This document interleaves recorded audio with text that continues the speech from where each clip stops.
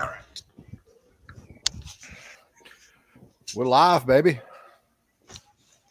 Good afternoon or good evening, everybody. What's up?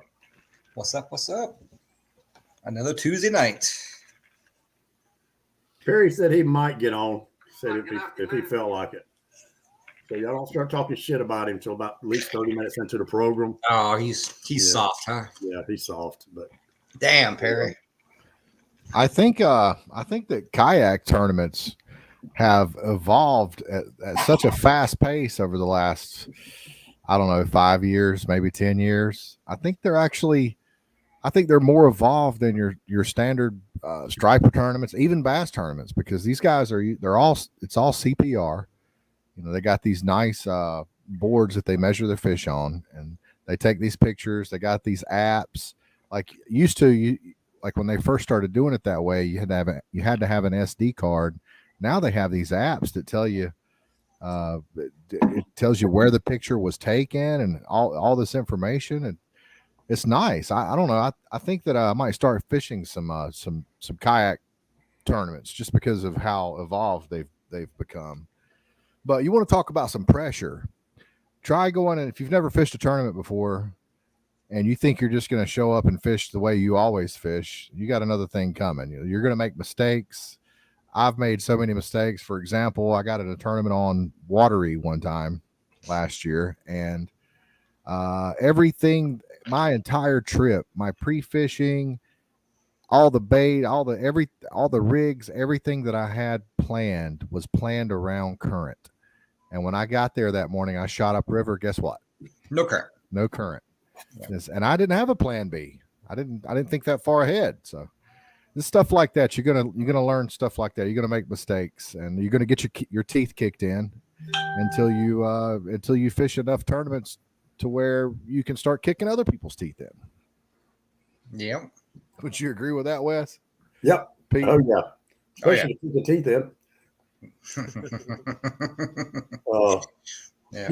Tournaments is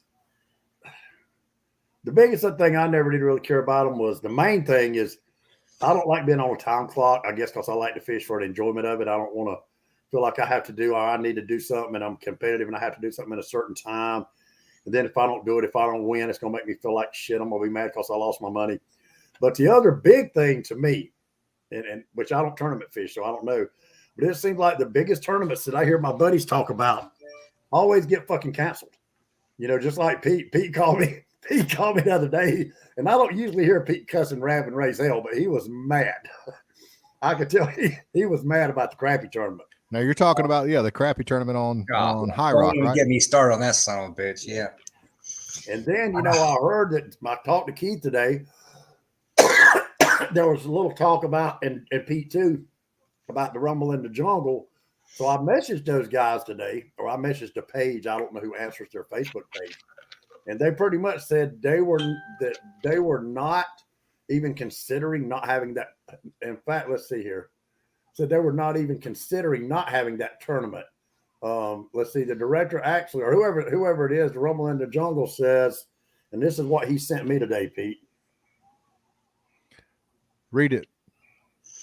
We do not have any plans of postponing the tournament. We look forward to seeing you there. Wow. Then he still postponed it. No, it hadn't been postponed yet. But Keith said if they do a small craft advisory, that it will be postponed. But they didn't say nothing about that postponement with either or. So I don't know. Here's my thought on it. So a lot of these big king tournaments, it's a 2-day event. It's a Friday, Saturday, Sunday, something like that. A lot of times what happens is if you got rough weather, they say, all right, well, you pick, it's captain chooses one day now instead of fish 2 days. Yeah. So you get to choose which day you want to fish. Or you can fish both days. You can fish. So you do fish both days, but in this case, if the weather's rough, they make a captain choose one day. Oh, okay. And then, like you said, the crappie tournament, that got canceled. Weather, it's like this time of year, the best time to fish is usually when the weather's not bad, the weather's good and you can fish. But it just seems like more overall, just like the SBC. How many years? The last 4 years that tournament was held, it was shitty weather. and it changed overnight. In the last 4 years, it changed overnight with SBC. That's what I love about tournament fishing is that change. You know, who is going to adjust for that change? Yeah. The crappie tournament, you know, that we plan for is pretty big payouts. I have my philosophy behind why it got canceled, and we'll talk about it here in a little while. But you know, it's, you know, I pre-fished. Look at the weather. The app strong northeast wind. So you know what I did? I pre-fished something that was out of that northeast wind. That's something that every angler should do. Look at the weather and plan accordingly, right? Yeah. It got canceled, you know, hours prior, pretty much, and pissed off a lot of guys. Now, the guy that runs the tournament, he does watch the show. He does comment here a little bit, so I don't want to talk too much crap. I mean, he's an awesome dude, stand-up guy. It's a tough job being a tournament director. I get it. You know, it's due to, you know, safety. A lot of older guys fish the tournament, and crappie fishing, most crappie fishing is done off the front of the boat, so I can see someone fall in the water, you know, and take a wave over the front. But again, that's a chance that you take every day fishing, right? You know, you never know. You can fall off the boat any day, no matter what, you know. So it wasn't as bad as the guys seen the forecast. It was definitely fishable, but you know, what's happened has happened. You know, no biggie. You know, we move on from that. But yeah, I mean, it sucked that happened. But again, it's a tough job for the director to do that last second. Was this a trail? Yes. It is a trail. Okay. It was a trail. It was a trail opener, and there were bonus prize money involved in this. So it's a trail opener. So do you have to fish so many tournaments on the trail to qualify for? That is correct. You have to tournament later on down the road. Fish 4 tournaments per season to qualify for a championship. 4 tournaments per season, and there's only 6. 6, I think. Yep. Okay. So is this going to count? I put my foot down right away and said this better count for 1 because I didn't plan to fish 6 or any other than the 4 originally planned. So I think they did cater to that. Okay, that's good. Yeah. Okay. So where's the next one going to be on this trail? The next one is going to be on, I want to say Baden Lake, maybe, possibly. And back to the tournament director. It's hard to get mad at a tournament director. I mean, these guys do this. They're pretty much volunteering, right?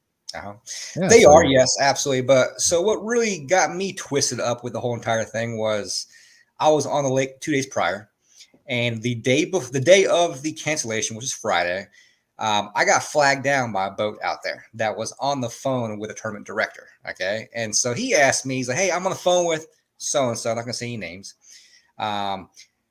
He's questioning about the tournament, yada yada. What do you think? And with him standing right there, you know, with him on the phone, I said it's fishable. We can find something at the wind. This is High Rock Lake, plenty of areas, yada yada, so on and so forth. So you know, he forwarded that information to him, which I got his number too. You're not gonna talk to him, no issue. But he made it sound like after that conversation that all right, tournament's on, you know. And so I continued on my business the rest of the day and planned for it. And then, you know, hours later, boom, canceled. So, yeah. Well, you know, there's another thing too, Pete, we're going to talk about. I think there's been a lot of pressure on a lot of these tournaments, especially, I think it was 2 years ago. Was it the one at, well, actually, I think somebody got killed at Santee, or a couple of boats sank at Santee, and somebody got killed on that lake in Alabama. You know, they were trying to blame it on the tournament directors. The tournament director should have called it. I get it for sure. You know, and then sometimes, you know, you got to look and say, well, you know, here's the deal. A date set, money's paid. I don't think it should be against the tournament director. I think if you're a grown-ass man, you know your boats, you know your limits. If you want to take that chance and fish it. If you don't, lose your money, because you know you could lose your money. You know the weather could change before you enter a tournament. That's exactly right.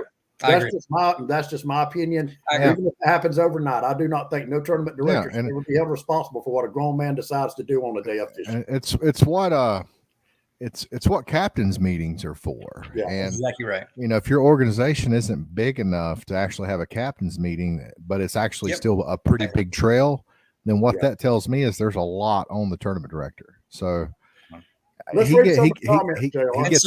gets a pass with me. So there's actually 3 tournament directors on this trail. So, you know, it's not just one guy, it's 3 guys. Okay. And apparently came into a decision that the tournament is to be canceled. But again, you know, it's a tough job. You know, I can't hate them for it, but it just aggravates me that you plan so much, you spend a lot of time, effort. I don't care about the money part. I don't give a shit, but it's the effort you put in the 2 days prior to go about it and yes, create your own. I agree. Thomas said that it should always be the captain's responsibility. They should know their limitations. He's talking about fishing rough conditions. If a tournament doesn't cancel, the conditions are rough. You got some wind, you got some waves. People, there's been people's boats capsized. There's been people, injured. He's saying that it should be left up to the person, the fisherman. Well, the problem with that is you have new people to the sport. You have new people that want to get into tournament fishing, and they may have just bought their boat, a year ago, and they've only been on it like 15 times. So they don't really have a lot of experience in rough conditions. And that's when they don't go until they've been with somebody that teaches them. Yeah, well, you live and learn. We're all going to make mistakes. Oh yeah. And, so I think that there should be some warnings. There should be some warnings. I mean, like maybe something on, like have a sign up at the tournament there before you launch, like that everybody can see. Hey, fish at your own risk. What there needs to be is a waiver sign on day one of every tournament or day one of the trail saying, "Hey, you're fish at your own risk." Period. Solved everything. Normally there are waivers you sign. Like I think the SBC has a waiver you sign at the beginning or in the captain's meeting. I think probably you sign it and basically saying Thomas just commented. He said that's why there's a disclosure. There you go. Yep. There is a disclosure. But there's a gray area here, but it's just like it seems like the world we live in today. Everybody's always wanting to blame somebody. We have to. It's like we can't. An accident can't be an accident. And somebody might be at fault. It might be at this person. Nobody. And the biggest thing, nobody wants to take responsibility for shit they do no more. That's the world we live in. But it's like everybody wants to place blame. Well, I did this, but it's that person's fault. I did this because they didn't tell me or I didn't know. But at the end of the day, these tournaments. Hey, I've signed up to go to a tournament in Santee Cooper. I signed up, spent my money. I went down there, got me a motel room. Hey, they're calling for 30-mile-an-hour winds tomorrow. What do I do? Well, I'm going to go out here and fish. And if I die, I hope my people will sue the tournament director because he shouldn't have let me win. I mean, it's people are going to push gray areas. And, that's one thing that's one thing a tournament director's got to deal with is not only that, but they're going to push it when it comes to actually fishing the tournament. I've heard of guys that are fish kayak tournaments that in the rules, it says, as long as you're fishing part of this particular lake, well, they may go up into a creek on that lake that goes for 30 miles. They might put in 33 miles up this creek in their kayak and wear them out. But according to the rules, they're not cheating. You know what I mean? So if there's a gray area, it's going to be pushed. And, that's where the tournament director's got to make decisions and all that kind of stuff. Yeah. There's going to be cheaters. You're going to catch people cheating. It's just part of it. It's going to happen. You want people bending the rules for sure. Yeah, every time. Now, I want to add also that, man, I found some damn fish pre-fishing that tournament, which made me even more mad. I had a top 5 bag easily, no problem. Well, Pete was fired up, Gerald. When I say he was fired up, dude, he was. Pete, it's the very first tournament of the year. Well, that's the thing, though. I don't get a lot of weekends off. You're telling me that you was going to hit the very first tournament of the reel and automatically be on a roll and just be out the gate, just boom, boom, boom. You damn right. Yeah. No, I'm serious, man. I found a pile of fish, 1.5 pounds plus, and I was excited to get to them the next day. I mean, excited. And so I take it that you are an advocate for pre-fishing. You like to get out and practice before the tournament. If the rules let me pre-fish, I will pre-fish. Yes. Well, not really getting off the subject, and I really don't want to start in a thing like this, but there again, talking about gray areas, and I didn't know this till about a week ago, maybe a little over a week ago. Did you know now restaurants? I'm a grown man. I can go into a restaurant and order and start drinking alcohol. But if I get so inebriated and I go out and I decide to drive and I kill somebody, you know who's responsible in South Carolina? The bartender? No, the restaurant, the establishments. Okay. That's why now their alcohol, their insurance to get an ABC license in South Carolina is astro-fucking-nomical. There again, that's a gray area. Whose fault is it? Or how does a bartender know, well, hey, This person over here, I served them 2 drinks. They seemed like they were fine, but they don't drink a lot, so they were really drunk. Or now I can understand if you got a bartender, you know, they normally keep serving somebody a drink, but then there again, how do they know that that person's going to drive? How do they know that that person's not somebody with that person? He's out there partying, having a good time. He's going to have a designated driver. You know, there's just so many gray areas in all this stuff now. So, you know, I would think people should have common sense to know, hey, I'm going to go out and get drunk. I don't need to be driving. Yeah. You know, don't blame it on the restaurant where the guy, you know, but they do in South Carolina now. So it's just like the tournament, you know, I don't know what did ever become of that JR down there about 2 years ago when the guy got killed. I heard they were going to try to sue the tournament, the people that put it on. I don't know how much money those people had, but I don't know, for not calling it and letting them fish anyway. You know, there again, you're grown at, you're on a fucking lake. Actually, that was the tournament director that died. Really? Yeah. Well, who was the other one that died? Somebody was wanting to sue somebody down there. Yeah, it was the actual tournament director is the one that yeah. But so Pete, Wes, do y'all like fishing tournaments by yourself, or would you rather have a partner? I don't fish tournaments. I don't really. I would rather have a partner, but it was a certain tournaments that I would have liked to fish by myself, usually, mainly because it's my home lake, and I hate to have someone tell me, hey, we should do this when, you know, that's what I was going to ask. Like, what do you do if they want to, you know, if they want to do something? Do you say, no, it's my boat, my rules. We're going to do what I want to do. Normally, we'll come to a decision and we agree upon something. My crappie fishing tournament partner, you know, he's definitely one that will stray you off the path, and you lose a lot of time trying to do something that he wants to do, which he knows is shit. Don't get me wrong. But Cody, you know, I fish Cody a lot. Cody Beard? What's that? Cody Beard? No, Cody Andrews. Cody Andrews. Yeah. Okay. I fish him a lot in the light striper tournaments. And I'm going to tell you right now, he is a damn good partner. I mean, I could not ask for a better partner at all because I'll ask him. I know why you like Cody. Because Cody does anything you ask him to do, and he don't argue. Damn boy! I already know why you like Cody. How do you know that? I don't know. I already know. He's a good dude, but no, he's one of those guys that will not say, "Hey, turn here, go there, do this, do that," you know. But you know, if I ask him to do something, he'll jump on it. What's that last comment down there, Jar? Wes is cool as hell. Who is that? I think it's Wesley Rose. That's not me. Impossible. Yeah, that's your Facebook. Yeah, your other comments are from YouTube. But anyways, yeah. So I see your little friendly banter back and forth with yourself on there. Oh, okay. He loves talking to himself, I guess. Right? I know, right? Y'all won't talk to him. Y'all ignore me. Yeah, but no, he's an awesome partner. You're the one over there like, I don't know. I don't fish tournaments. I don't know. It was your idea to do a show on tournaments. Well, no, the reason I really want to talk about tournaments was the main thing is like what happened to Pete last week and now what's coming up here. It just seems like weather. It's like almost weather plagues tournaments. And especially in the wintertime, like the SBC. The only reason I fished that tournament I fished it 2 times, and it was to hang out with friends, have a good time. Didn't give 2 shits about the tournament.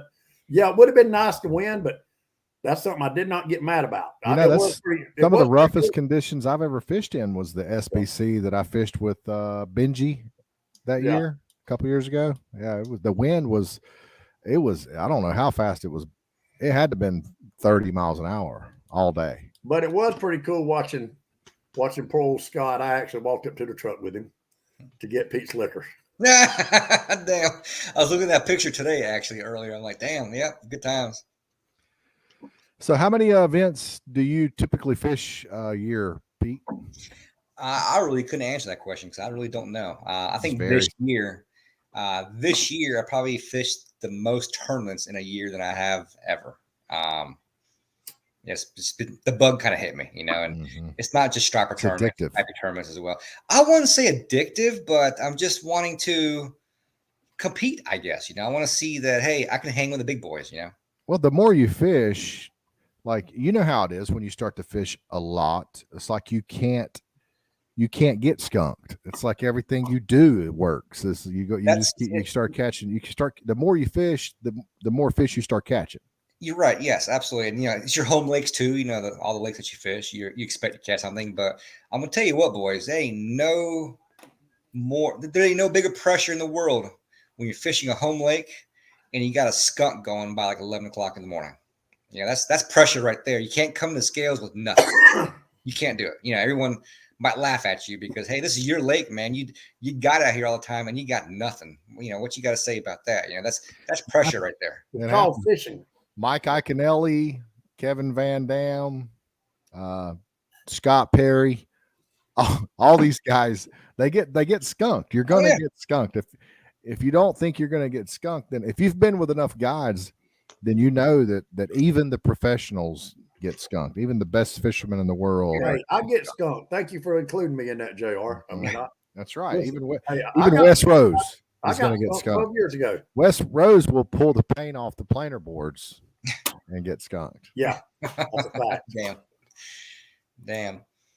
But like anything else, you swing for the fences and you strike out, on tournament days. So you know how it goes. But yeah, still, that's pressure right there. You want to come to scales with something. Pete, to me, maybe it's just, and I'm sure I'm not the only one, but I've always caught more, most of the time, most cases, I've always caught more fish by myself than I ever have with people on the boat with me. And I think that's why I fish tournaments, some of these tournaments around here, striper tournaments, that is, by myself, because I have better days fishing by myself a lot of times than with a partner. I don't know why that is. That's just because a lot of times unless you've got a lot of chemistry with your partner, then that's the real reason right there. That's just added pressure. Yeah. Because, you're like, oh my gosh, I have to prove myself to this guy, and then, oh my God, we're not catching any fish. And then he's going to be thinking we need to be doing what I'm doing and we'd be catching, until you develop chemistry with somebody, then it's going to suck. Hey, right quick, Pete, since you put the camera back on Riggs, how much does Riggs weigh? 60, we'll call it 70 pounds roughly. I took Copper to the doctor, to the vet day before yesterday, Monday. Yeah. Or Friday. No, Monday to get his shots. No, Friday. Last Friday to get his shots, his Depo-Provera, Parvo and rabies shot and Stemper. You know how much that fool weighs? How much? I thought Riggs was a little bit bigger than Copper. Copper weighed 97.6 pounds. Damn, boy. His ass is on a diet. That vet, he said, these dogs should not weigh over 80 pounds. I said, all that damn table scraps, man. No, we don't feed him table scraps. We buy him bougie dog food. He gets bougie shit too. Yeah. But his ass is went on the diet. And now when we eat, I have to put him outside because he drools. He don't bother watching me eat, but he drools all in the floor. So now I have to put him outside. Does Riggs drool when he's watching you eat? Occasionally, not that bad though. He will drool some, but it's not terrible. Yeah. Anyways, back to fishing. Okay. Yeah. Thomas said, "Are y'all going to fish the SBC this year?" Man, I really want to do Lake Hartwell. You can probably count me in for Hartwell in January, and after that, I don't know. I couldn't tell you. Oh, I'm definitely going this year. I hope it rains like hell. We got muddy water because that's where I excel. And I hope it's cold as shit too. I hope it's 25 degrees. Okay. Don't worry, it might be. What's up, Matthew? Yeah. Oh, just chilling, doing the show. You know how it is. Matthew was on with us last week getting drunk. No, that was Lee Huffman. That was Lee Huffman, yeah. Where's Lee at tonight? He's got the how do you explain it? He's got the Pepto-Bismols. Yeah, he's got the shits. It's called. Oh, okay. He got. We used to call it the runs in Greenville. Yeah, it was the runs. The shits. Yeah. Damn, poor Lee. What's up, PD? Oh, PD. He's one of my old friends. He's one of our original catfish YouTubers. He got into the YouTube catfish tournament we had on Lake Wiley back in 2000 and I don't know when that was, 2014 maybe. Now it's the PD. I crossed the PD twice the way I go to the beach. I crossed the great PD and the little PD, but the little PD looks cool as shit. The great PD didn't look that big to me. But what river system is that? Is that its own river system, or is that just a part of a river system called the PD? The Catawba. Does it turn into the PD or the Broad River turn into the Catawba is by itself? The PD River is the PD River. It starts with High Rock Lake, goes through to High Rock, Tuckertown, Baden, Tillery, and I think it turns to, there might be one more lake below that, and then it turns to All River. Yeah. It's all river, and it dumps out in the ICW down there, don't it? Yeah. PD said, yeah, it's its own river system. Yep. Now, what all did they catch in the PD? Is there any It's one of the striper? better, in my opinion, it's one of the better crappie fisheries in the state. Yeah. Really? Minus, well, as far as numbers, maybe not size, but numbers for sure. No doubt about it. There's catfish in there. There's striper in some of these lakes. High Rock Lake. You know the answer to High Rock, but lakes below that, there's some striper. I wouldn't say it's excellent, worth driving to. There's striper there, and I think down below Tillery, the actual PD River is pretty good flathead fishery. Well, around this area, just say like, for instance, the state of South Carolina. I know we're getting off subject, but I'm going to ask this anyway. Why did the striper flourish so good at one time in Russell and Clarksville and Hartwell and nowhere else in the state or in none of the river systems? Maybe they dumped a bunch in there. Maybe. I don't know. Do you want to know my opinion as far as why some lakes have a very good striper population on occasion? Actually, it's some other factor that I like to see. So when do fishermen generally fish the most and catch the most striper? Or let's just say crappie, whatever. What time of year? Fall. Spring. No, spring. Within the river, right? Okay. I don't know. Fall's pretty good too. Yeah, it's pretty good. But let's say in general, when do most you people could make a case? When do people have the bug to go fish? In the spring, because hunting season is there's the hunting season then. So a lot of these fish in the spring run the rivers, hit the banks, so they're pretty concentrated in one area. And I don't fish much in the spring as far as the river run at all, but the years where it dumps rain in the spring and it turns the river to mud, that affects the fishing. You get that moment in time where 2 weeks where the lake might be all muddy. People can't fish. These fish have gone up the river, spawn, come back down. They haven't felt the pressure. They haven't been caught out, and now there is more fish to be caught the next season. Does that make sense? Yeah. I feel like a very wet spring with a lot of flooding helps our fisheries because less people will go out there and catch fish. Now, where all does the James River run through? Is that part of Virginia and North Carolina? Does it run into North Carolina? Or is it all in Virginia? The James River does not run into North Carolina. Let's look it up. Just all Virginia? James River.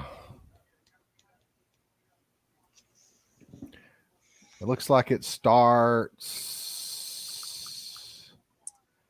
Yeah. Yep. Virginia. Yep. All right. Thank you, Matt. So, Pete, you are fishing the U.S. Open. I'm ready, baby. I'm ready. Well, hang on. Before we get on that, what did Matthew just say? Virginia only. No, right here. Read that. Come up next month for the James. Matt, I would, but I'm going to New York and New Jersey in October. Up there with my buddy Chuck. A couple of people are going to be up there. I'll be up there for 5 days, so I probably won't get to make that one. Then Wes going to turn this tournament pays a lot of money. Wes, King of the James. Yeah. I'd going up there fishing to get some of the best cat fishermen in the United States. Hey, we could do it, bud. Pete, help me out. Let's hear about it. I don't do fucking catfish. No. Oh my God. Well, Pete, that wouldn't be. What are we even talking about? I'm just gonna go. That's for money. I'm out. Good night. Bye. Oh. $35,000 payout. What's up, Kenny Weaver? Yeah, I don't think that crappie tournament's paying $35,000. Nah. Maybe you should start fishing for catfish. I would, but I want to give you guys a chance to catch, something. Give you guys a chance to win. I don't think you've ever caught a big catfish, have you, Pete? I got pictures of big catfish. I mean like big catfish, real big catfish. Like not 40, 45, 50 pounds? Is that big? Not 20 pounds. I got 40, 45 pounders. I think. I don't know the official weight of my biggest catfish. I'm going to say mid 40s, upper 40s, somewhere thereabouts. I actually showed mine don't count because I caught it quite a few years ago. So 81 pounds didn't count. Yeah, Wes looks like he looks like he's about 18 years old in the picture. No, I was about 24, 25. I had Damn. all my hair too. I didn't have to wear a hat. God alive. I hear you. Damn. Okay, so back. What were you saying, Wes? What were you asking, Pete? U.S. Open, something like that. Yeah. Oh, How many days? It's a 2-day event. I'm gonna be down there Wednesday, Thursday, Friday, and Saturday, and even Sunday, the day after. Yeah, I'll be down. We're coming down Friday morning. Like I said, I'm gonna have my both grandkids is gonna be with me, and I got my aunt and uncles coming down from Wilson, North Carolina. But they may want to come too. But I'm definitely coming to the weigh-in, so we might. You need to. I'm tell you what you need to do, Wes. You need to dang see that blast off on Friday morning and Saturday morning. What time is it? It is 7:00. Be out there before 7. You will see like 500 boats lined up. And it's out of Southport. So there's actually they use all the inlets. They use Southport, Lockwood, basically from Southport. They go all the way up from Carolina Beach all the way down to Little River. But where do they blast off from? All inlets. All inlets. Well, where's the best place to watch most boats blast off? Southport and a Little River, I think, are your two best, or even Lockwood. Well, I'm gonna be right there at Little River. My camper is 5 minutes from there. It depends where the bite is, because these guys, obviously the inlet closest to the best bite, that's where everyone's going to be at. Save time. Well, I take that back. If I go to Little River, I'd have to put my boat in the water to watch it. Yeah. Southport's going to be probably your most impressive one. That and Lockwood Folly. Aren't you going to get in it, Wes? No. All my family's going to be down there. I'm going to have family down there. He said, hell no. There again, Who's fishing it with? Who did you say was fishing it with you, Pete? Me, John Longest. Who else is going? Buddy Dan and Trevor. Trevor, i.e., I like Trevor, the guy that runs the tournament on Lake Norman. We fished with him, Pete. Yeah, that Trevor. Yeah, we know Trevor. Good. Trevor strikes me as being like laid back, still stuck in the 70s. That's exactly Trevor. Yep, you got it. Yeah. You got it. He was worried to death about. I can't remember. He had a situation. I hope that he got that resolved and it wasn't too painful for him. I can't remember. I forgot what that was. He had to go to court. Yeah, it wasn't looking good. Yeah. I think he got taken care of. Yeah. Hopefully, he got. But so Trevor, he loves to have a good time. He's laid back and everything. But tournament fishing, he's serious. Game on. I don't allow more than a 6-pack, or I take it back. Sorry, I don't allow more than a 12-pack of beer in my boat for a tournament day at all. Well, hell, some people are 12-pack. They're inebriated. I mean, you're right. Just don't even bring beer. I mean, it's a tournament. Yeah, you go to work. I thought you weren't allowed to drink at a tournament, or the captain's not. It depends. It depends on the tournament rules. If there's no drinking in the rules, I tell you what, if there's no drinking in these king tournaments, it's gonna piss off a lot of guys. I'm telling you. Yeah. Yeah. How many boats? How can you tell how many boats signed up for the Rumble? I don't think you can until the day before, usually. Now, what about the Fall Brawl? Is that out of Little River too? I think so. Yep, or somewhere in that direction. Yep. Now, is that bigger than the Rumble? I think they're both about the same as far as in size.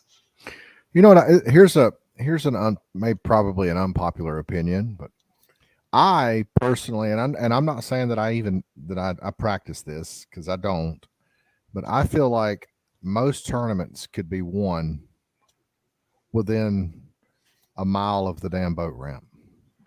Not in saltwater, because if you put in at Captain Archie's there at Little River, except for saltwater. But it's kind of the same thing in saltwater. I think even in saltwater, I think you got a lot of guys that are probably running a lot more than they actually have to. Yeah, I'm probably one of them. So the U.S. Open years ago, actually, there's been several years actually, where the tournament was actually won fishing in the damn river right there at the Cape Fear. Oh, wow. That's talk about close. That's you're not even getting out in the ocean. Exactly. Yep. That's where a lot of the tournaments has been won, actually. Like big fish have been caught. That's crazy. Hey, Pete, a lot of pressure. I just put on there a copy. I screenshotted the forecast for North Myrtle Beach.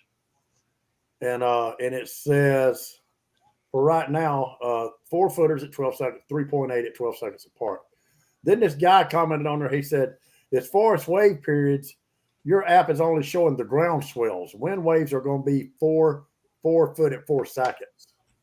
What the hell is he talking about? I don't know.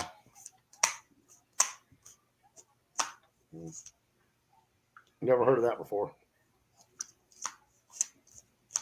Mm-hmm. But anyway, yeah. It's a northeast wind. I think it's going to be fishable. There's going to be fish caught. There's not going to be any cancellation. That's the beauty about fall fishing in Oak Island. A lot of times in the fall, you get that northeast wind. It could be blowing 25 miles an hour, but you know what? That first 3 miles is fishable, and that's where a lot of your bigger fish are, depending on the water clarity. Do you think there'll be some fish close in? I'll be honest with you, man. I had this conversation with a couple guys today, actually, talking on the phone. I think the king bite will go off next week. It's going to happen. Well, I checked. We'll let somebody's phone stop ringing. That's mine. I checked. Amazon has trophies that you can get for $20. They're nice trophies, and you can get whatever you want etched on them. You mean I can have me a trophy made? Oh, hell. You can have whatever you want. I'm gonna be like Scott. I bet that's what Scott Perry does. I bet Scott Perry's got. I bet he burns them. But listen, I was over his house the other day dropping him. I let him borrow my stream to your car. You know that thing I use JR to watch TV with? Yeah. I let Scott use it, because they're fixing to go to Destin. Well, while I was over there at Amazon, man, dropped something off. I guarantee that's where he's got all them trophies from. I'm going to tell you what. Here's an idea, guys. Here's an idea. All of us, we fish the SBC in Hartwell. Not only do we have a liquor side bet, but we have a big-ass trophy given to the winner amongst us. When I say us, us three, Scott Perry, and whoever else. We'll let it. So we're letting it be like a little personal, like coffee can tournament amongst us, while also fishing the SBC. That's correct. Yes. Yeah. Hey, why like that. Pete, why don't me, you, and JR and Perry fish it? I'm going to fish it. I'm going to do it. But let's do it in our own boats though, so we can see who gets the trophy. Well, I'll tell you what, a couple of guys have done the SBC, and I know they've done it. And it's not against the rules, but I know a couple of guys, and I know some people that actually put up entry fees, let other people fish it, and they would split it if they won. But a lot of those guys out there will go in and I know last year 5 boats did this, and I'm not going to say their names. It's not illegal, but they don't want me to say their names. They all went in and said, hey, okay, we're 5 boats, we're all paid. If any of these 5 boats win, whatever money's won, we all split it. And if one of those boats hits the big one, just one out of 5, there again, you got 5 chances. That puts you at 5 chances to win in first place, even though you got to split it. You're still at $5,000 a piece. Yeah. So I know people did that. 5 different people did that last year. I'll be honest with you. What was the first place for the SBC? Was it $15,000 first place divided by 5 boats? I got to be honest with you guys. I don't care about the money. It's more about the prestige. You're right. I agree. I got to be honest with you. I could give a rat's ass about the money in any tournament. I'm definitely not fishing tournaments for money. I'm fishing tournaments so I could beat my chest. Yeah. That's why I like to catch big fish. I can beat my chest. Now, just as long as the big fish is caught on my boat, I'm going to beat my chest. And I don't have to do all that work. Fuck catching them amberjack. I don't care about catching them some bitches no more. Oh, boy. I get tired. Makes you huff and puff. Hell yeah. I tell you what, they make for some awesome video, though, don't they? They do. They do. Speaking of video, I saw, you obviously guys made an awesome video, fishing amberjack. And then all of a sudden, I see a brand new video pop up of some guys catching amberjack with the Catch a Fever rod. So I saw that. Oh, really? Yeah. Oh, it wasn't us? It was not you guys. Oh, was it? We were just talking about him. Was it Jamie? I'll be honest with you, I don't know. I feel like it was someone down the Gulf Coast now. Oh, okay. Because I know Jamie went out and made a. That's why I don't even care about Catch the Fever no more. The hell with all of them.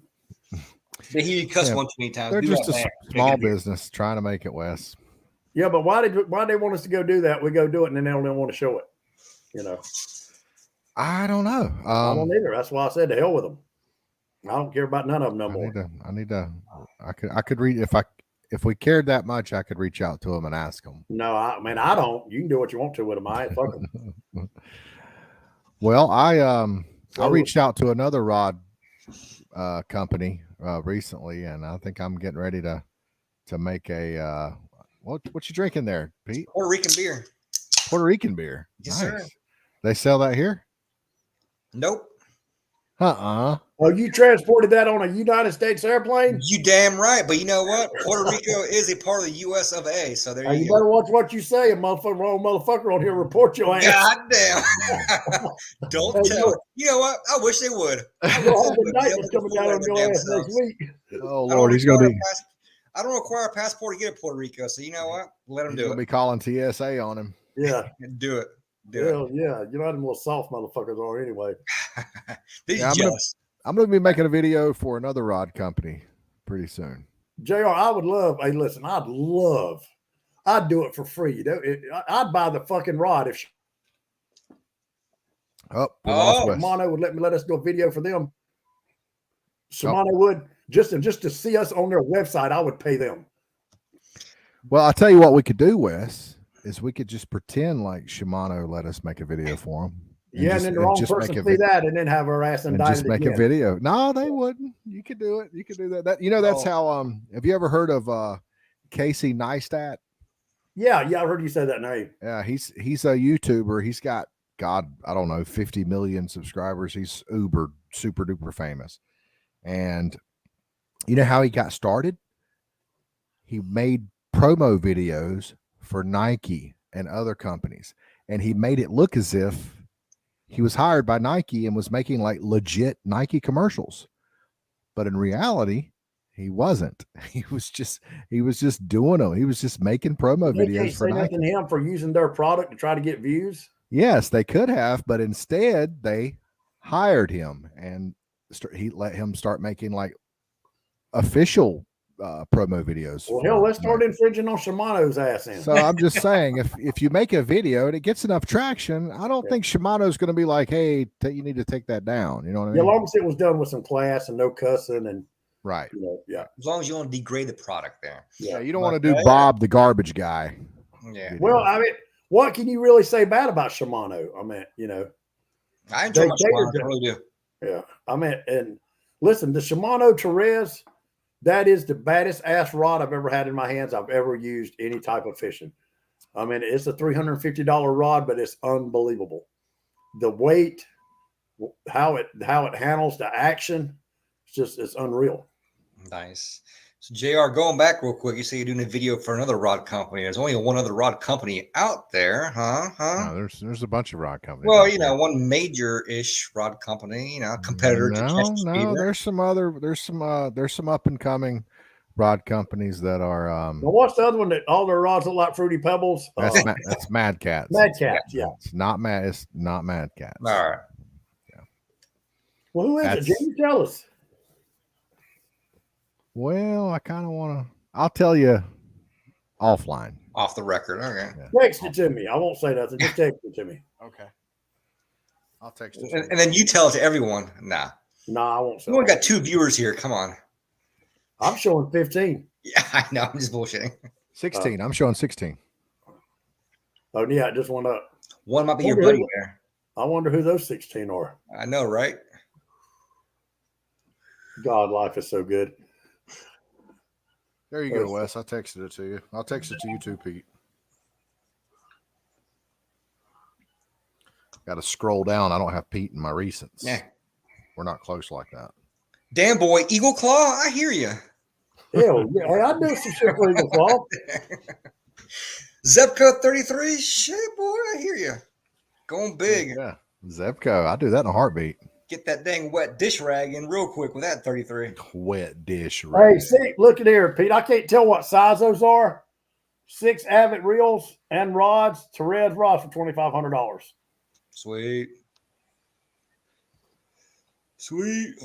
Okuma makes one good offshore reel. Everybody talks about the starts with the A, the Akima. All-Star. Who? All-Star? No. It's an Okuma reel. Wait a minute. Cold water? No. Hell no. Raw? About a $700 reel. Raw? No.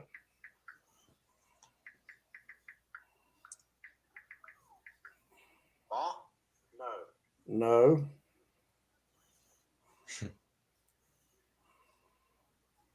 What do they call that? No, it starts with an M. Oh, yeah, the Macaria. Yeah, the Macara. Macaria. Here's a spinning reel for $900. The bait caster's a lot more than this, but I think this is well, they start at $8.99 and go up to $9.99. That reel right there, I don't know how you pronounce that word. Sound it out, Wes. Sound it out. I'm just kidding. Well, even sounding it out, it sounds like some Chinese shit. Probably is. Japanese. There you go. See if you can read it. For a minute. You talking about the Macara? Yeah, that's the Macara. Macara, yeah. Damn boy, don't tell your wife you're buying that. $8.99. I hear you. Oh, she don't care what I buy. Hell, I just bought her a fucking $80,000. I mean, if she doesn't care yet, yeah, she ain't gonna care. Matt said that the spring wind is too unpredictable to fish big water. What's he talking about? Meaning, like, Matt, if you're still on there, you're talking about ocean or lake? He said that. I saw the comment during the conversation about muddy water and more fish in the lake. There's the man, the myth, the legend, Scott Perry. Come on, Scott. Come on. We need something to talk about. How about them tournaments? Scott West was saying that you got all your trophies on Amazon. God almighty. No, I didn't say that. Yeah, you did. No, yeah, I did say JR. Yeah, you did. Yeah, you did. Yep. JR said, JR's exact words was, now that you can buy Amazon trophies on Amazon, actually nice trophies for about $20. And then he said, I think that's where Scott Perry got all his at. No, that's what you said. That's what Wes said. Wes even went as far as saying he probably got them custom engraved too. Scott, you don't believe that, dude. Oh, yeah. See, look, Scott, Scott knows. The ones on Amazon, Pete, you can get custom engraved. They're cool. You can get whatever you want put on there. Hey, Scott, we're saying earlier, maybe you should pop on here. We can talk tournaments and whatever else because we need someone else that knows a thing or two about tournaments. But we're saying because me and Wes don't know shit about tournaments. Yeah, Wes don't know shit. I'm just kidding. I don't. We're saying that for the SBC this year in January, we all fish it and we make a custom trophy amongst ourselves, and the winner take it. Then who's going to pay for the trophy? That's like $20. I'll fucking pay for it. I don't care. If we did that, I would worry more about getting a fucking trophy y'all had to pay for than paying me money. I know that we can get one because we just got one for work. For the I am going to get the trophy. I'm going to put my own damn name on it because I know I'm going to get it back. And we got Daimler. You like that, huh? Damn. Custom engraving on it too. $20-something. Scott said it costs $5 to get your name on them. Well, damn, Scott, how much money you got invested in them trophies you got? Damn. Need a picture of them. Hey, Scott, get on here and hold us up the bottom. Let's look at the bottom of those trophies and see what kind of stickers I'll tell you what I'm going to do. I'm going old school, bud. I got Co-Pilot. There ain't going to be no autopilot. It's going to be Co-Pilot, HDS1, big-ass live gizzard shad. I'm going old school, baby. Hero 0, swinging for the fences. And then coming to the weigh-in, they ain't gonna have shit. I'm getting that damn trophy. I'm just messing with you, Junior. I don't care nothing about winning the SBC. I just want to kick y'all's ass. That's right. I think that was the hardest. I told Perry when we were walking to the truck, I said, Perry, where are we going? And he looked at me, he said, I'm going to get that motherfucker's liquor. I said, come on, I'll walk with you. I said, that shit, didn't he said, this is a walk of shame. No, didn't I tap you on the shoulder? I said, hey, Wes, come with us. Yeah, he said, this is the walk of shame. Oh, yeah, you went with us, didn't you? Yeah, I was with you. Yeah, he said, this is the walk of shame. Damn. Good times, man. I'm going to say that tournament right there probably had the best time than any other tournament I ever fished. Seriously. And I enjoyed everybody at supper that night. We all got together and eat supper down there in Piedmont. That was awesome. The only part I didn't like was when the fucking deer slammed to the side of my fucking truck. But I told you about that, right? Yeah, did I? What? Yeah, you did. No. No, when we left dinner, we went to our Airbnb on the lake, and literally 1 block from it, we're at a stop sign, and all these damn deer come running in front of the truck, and then one dumbass ran to the side of the damn truck. I thought you said Dieter. I didn't remember. I think you said he was there. Damn. Scott, don't be hating on them clothes hangers. Robert Moden says you're a flasher, JR.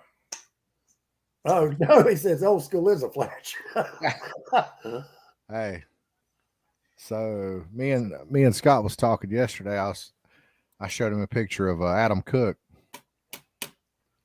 and is that the guy we met up in Virginia? Yeah. Oh yeah, great fisherman. Makes hella content. Like he's by far the best damn catfish content creator out there. If he would make more content, he's kind of just been doing tiny little excerpts. But anyways, he posted a picture yesterday of himself with these bibs, and as you can see, he's talking about the bibs there. He said, I got to be honest, these are the hands down some of the best bibs I've ever owned, blah blah blah. They're not Grundens.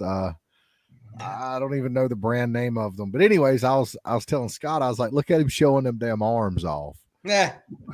And he was like, yeah, Scott was like, yeah, I would never do that. Then Scott sent me that. He said, yeah, I would never do that. Hey, y'all don't get it wrong. Scott's a big old white boy. I guess farm boy was kind of arms, working that dang green grass in the backyard. Hey, Scott's got 2 different types of grass in his front yard. I was hoping that comment will make him jump on here. Nah, he ain't gonna get on here. He's scared. Clothes hangers. Robert Modlin said, "Old school's a flasher." Yeah, you're right, Robert. You are right. I thought you were old school on YouTube, and he was calling you a flasher at first. Hey, Robert, I got a flasher, and it works. It actually works. I've used it. I got a trophy for winning bass tournaments too.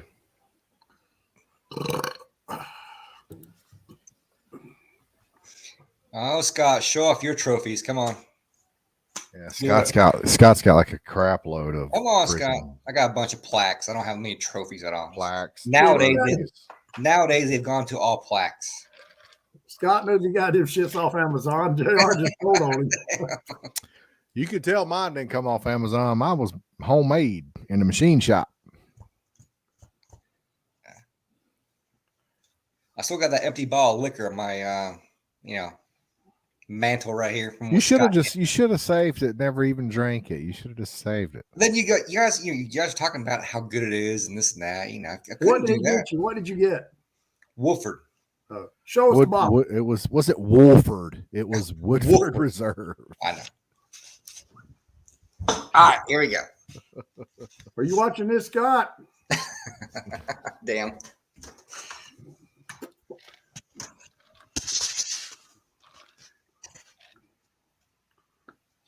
There it is. Hey, Peter, do you have a picture like mine? There it is. Look at that empty bottle. I think Pete copied my picture. Look at Pete's picture right there. He's trying not to show it. See it right there? He copied my picture. Look. Did you take that pic, Pete? I did, yes. Yeah. I think mine looks better. Bullshit. You're just awesome. I got the best looking Lake Norman picture out there. I took that with like my S10 cell phone. So that, you know what? Actually, I think I did with a flip phone, to be honest with you. That picture was taken at Morehead City. Man, you didn't take that with no damn flip phone. I did. It was back in the day. I would say 2006, maybe. No, it may have been a little past that, but it was not the best quality phone for sure. Right. Hey, I got a video going back a couple months ago. Do y'all mind if I'll play about 30 seconds of it? No, go ahead. Atlantic. Don't cover up now, JR. That's good. It's hot. It's hot. It's hot. He's used to drinking that little weak 80 proof stuff. That's 100 proof. It's still hot. It's hot whiskey. It's still hot. That's hot whiskey. No, it's 100 proof, Scott. It's not hot. Listen to this Facebook. Oh my God. Let me try it. Yeah. I think the McKenna's definitely better.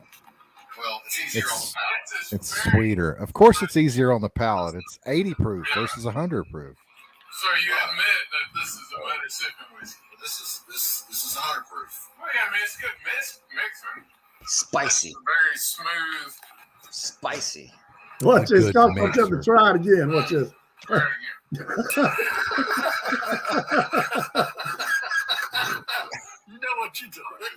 Oh shit. Let me try this. That's why I love listen, just little stuff like that is why I love fishing. You know, it's Perry said give him a second. He's gonna be on here. But no, Come on, seriously. Scott. Yeah, he wants to come on when the show's over. It's 8:57. It's not over. It's over at 10 nowadays. It's a 2-hour show now. But you know, that's what I like about fishing. I'm hanging out with my friends, funny shit, dude. When we got done that night, we went down by the pool. You know, sat down there and we just sat down there by the pool and talked for about an hour and a half. To me, that's what I enjoy about my fishing trips. It really ain't just about catching a fish. Yeah. And You're right. if you don't want to get into fishing and you're just to catch a fish, you're gonna get your feelings hurt more. That's right, Thomas J. Yeah, you damn right, Brokeback Mountain. You hang out with us, buddy. You gonna at least get a back massage. That's right. Or get put in a huckabuck. Nice. All right, No, Scott, where yeah. are you? We're waiting on you, Scott. Here he goes. Let me get him on here. We have a good time. when we Oh, go fishing. shit. We don't do There nothing he else. is.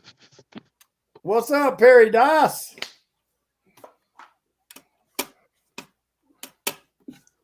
Scott, what you think about the September equinox? It's on that Simpsonville Wireless. Oh Lord. There he is. Can't hear nothing. Can you hear me? Well, Yeah. the sun is going to be crossing the equator, and it's going to be. Hey, I'm gonna get off and back on. All right. Okay. Well, he done put him a big old fat dip in. He's ready to. He's ready to get deep. Dipping a beer. This might go on another hour for sure. Yeah, I wish see, that's the thing is I need to start drinking beer because I'm only good for an hour. If I continue to drink for 2 hours on what I'm drinking, I mean, it's not too late. things can get a little rough. Wes must be getting him some Dr. Pepper. Guess so. You hear the ice maker going back there in the background. Hey, All right. watch what you're saying about my drink now. Look Here he at that. I comes. told you. I can hear it now. Got you. What's up, boys? What's up? They have talk. Oh, Winning. There you go. That's right. That was a freebie just to get you excited for next year. what was that? That mountain liquor? That's that. Tin Pete. cup. Tin cup. Yeah. You still got some left? Yeah. Yeah, that must not be worth it. Shit. That must be sorry, boy. I mean, that is like drinking tears of sorrow. So, you know. Yeah, I'm gonna bust it over Pete's boat when I see him next time. Damn. He's going to christen it. Isn't that what they do to like new boat construction? Once the boat gets done and they smash the bottle. Isn't it? I don't know. It's construction or like you buying a boat, a brand new boat. You're like, all right, let's christen it. Oh, okay. Boom. Yeah. So next time, if you guys ever drink around Wes, kind of slip around and steal his phone. If not, you'll be all over the damn internet. Acting like a fool. What you talking about? You're the one posting TikToks of me from 5 years ago, drunk. Only on a private page, though. Uh-huh.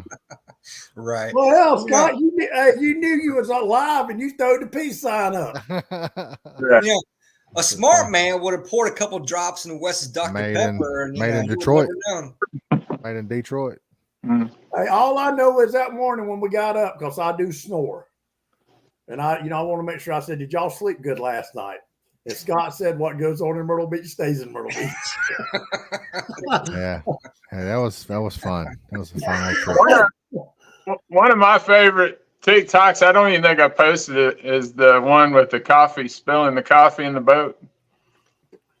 Oh yeah, that was that same trip, wasn't it? Dude, I was drunk. Like that morning, I was still drunk. Oh my god. When did this happen? That morning we went fishing. Yeah. Remember, I spilled my coffee. Race? I set my coffee down and spilled, or I think it was my coffee, wasn't it, Scott? Yeah, and I said, "Damn." I just had the camera on the coffee cup. You was drunk. You were still drunk, and then drank all that liquor with him. No, the morning we went out. Yeah. When I woke up, I wasn't feeling too good. Oh, you talking about in the ocean? Yeah. The next day that you guys went fishing. Mm-hmm. Oh, okay. Yeah, because we got drunk the night before we went fishing. Yeah. About 4 hours before. Yeah. I remember I walked to the store. They drank over a fifth of liquor.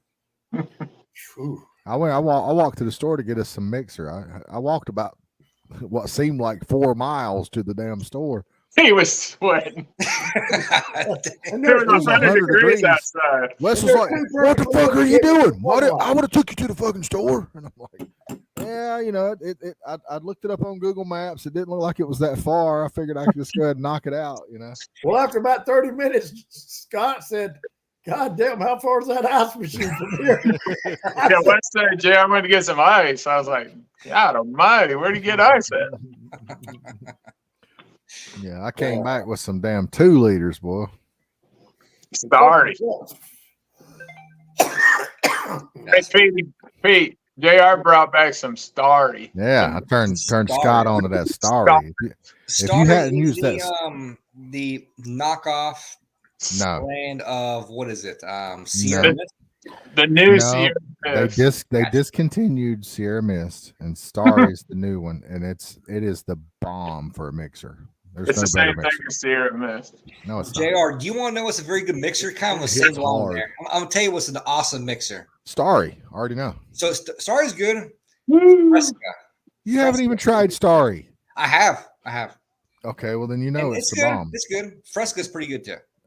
I don't think I've ever tried Fresca. You need to try it. And as a mixer, I remember when Fresca came out back I'm in telling you, man. Fresca as a mixer, man, 1997. you need to. Like, where can you even find Fresca anymore? That same store you went to 4 miles away from the Same one that sells Diet Riot and probably Tab. Dr. Thunder. Yeah, that one. Oh, I like Dr. Thunder. Diet Dr. Thunder is fire. That's what you got to do. Is you have to use diet drinks for your mixer. That You gotta way get you're that not- sugar out of there. You're not drinking it. Yeah, you don't. You can't have all that sugar. Anyways, tournament fishing. Yeah, back on topic. Yeah. So where we leave all at? Scott, what's What the do you miss? biggest tournament? What's the best tournament you ever fished? What tournament do you like the most? What's the best one you've ever fished? SPC. Nah. No. What's the I mean the best I did in the Not tournament? not the tournament best did you you've done. enjoy that you enjoyed the most? I don't enjoy none of them. They're too stressful. I don't know. I like small club tournaments when I just want to have fun. Yeah. I mean, want to talk about how we were talking earlier about how the pressure's on in the tournament, and Scott is the epitome of pressure. I love it. Don't even bring a bag of Cheetos. Don't bring no beer. No liquor. You better No you better beer. bring nothing but a ready to go to fucking work ethic. You don't need mindset. nothing to eat because you ain't gonna have time to eat. Yeah, 'cause Scott's gonna work Watch you you to hungry. death. I'm the same fucking way, man. I really am. I am the same way. I may have like 2 beers in the boat. That's it. 2 Hey, I beers. come in the boat when we were on the SBC. I came in the boat to grab a lighter. You remember what you told me, Scott? Ain't no telling. You said don't come in the boat unless somebody's out there on a rod. Somebody needs to stay on the rod at all times. I was like, well, damn, excuse me. Oh my god, man! Him and Mike were something else, dude. Hey, I thought him and Walker was best friends, but not when it comes to tournament day. Yeah. Hell no. I mean, I don't even, I quit tournament fishing, but I loved it, man. I did. I loved it. I loved the competition. I loved the pressure. I've never seen anyone use their damn graph as much as Scott. But the funny thing is Scott will tell you, I don't ever use my graph. I don't even know why I have that thing. Then I get in a tournament with him and he uses it more than anybody I've ever seen in my life. Well, Every single decision he makes is based on his graph. Man, let me tell you this. He's the most proactive graph reader I've ever seen before. So the way I fish, and this has helped me win or finish top 5 me tournaments around here. You know, I'm trolling clothes hangers all the damn time. You know, everything else. And I am constantly looking at the graph, looking ahead, looking behind. You know, so my eyes are always scanning all around. Might be the pilot in me, by the way, but a lot of times I see a school of fish down below where my downrigger's at. So I see them on there, and then I run the back of the boat and drop my downriggers there. Boom, boom, double. You know, sometimes that's all it takes. You see a school of fish, you drop in the zone, fish on. See, I feel I've always felt like I had a pretty good work ethic on the water, and I try to stay proactive. But I'm not. You guys are on another level. You guys are. Yeah, I'm not running back there dropping my downrigger ball down because I marked some fish 2 foot lower than what I had. Well, I mean, it's just a few hours every day, and it's time to work.